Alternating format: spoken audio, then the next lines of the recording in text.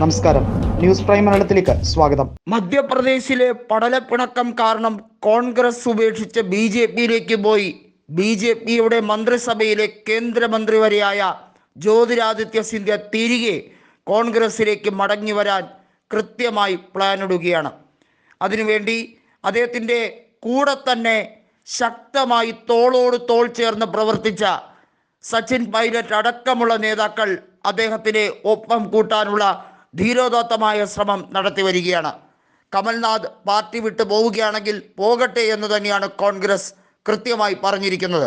കമൽനാഥിനെ കോൺഗ്രസിന് ഇനി വേണ്ട, എല്ലാ രീതിയിലും ആനുകൂല്യം പറ്റി തഴച്ചു വളർന്നതിന് ശേഷം കോൺഗ്രസിനെ പിന്നിൽ നിന്ന് കുത്തിയ ആളാണ് ഇയാൾക്ക് കോൺഗ്രസ് കൊടുത്ത സ്ഥാനങ്ങൾ ചില്ലറയല്ല. അത് കാരണം മധ്യപ്രദേശിൽ കോൺഗ്രസ് വലിയ തോതിൽ നഷ്ടങ്ങൾ സഹിക്കേണ്ടി വന്നു.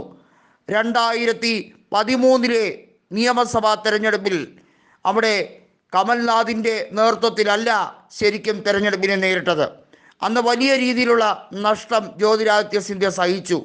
മധ്യപ്രദേശിൽ ശിവരാജ് സിംഗ് ചൗഹാൻ അധികാരത്തിലേക്ക് എത്തി. എന്നാൽ 2018 അതായത് 2013 മുതൽ 2018 വരെ 5 കൊല്ലത്തെ ധീരോദാത്തമായ പ്രവർത്തനം മുക്കിലും മൂലയിലും നടത്തിയാണ് കമൽനാഥിനേക്കാൾ ഒരു പിടി മുന്നിൽ എത്തിക്കൊണ്ട് ജ്യോതിരാദിത്യ സിന്ധ്യ തൻ്റെ കഴിവ് തെളിയിച്ചുകൊണ്ട് അവിടെ കോൺഗ്രസിനെ അമരത്തേക്ക് എത്തിച്ചത്.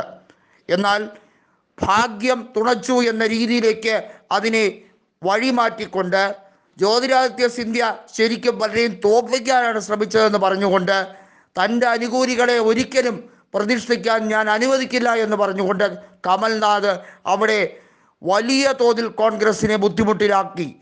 അത് കാരണം അവിടുത്തെ 1.25 കൊല്ലത്തെ കമൽനാഥിൻ്റെ ഭരണം അവസാനിപ്പിക്കാൻ ജ്യോതിരാദിത്യ സിന്ധ്യ തൻ്റെ അനുകൂലികളായ MLA-മാരെ BJPയിലേക്ക് ചേർക്കുകയായിരുന്നു.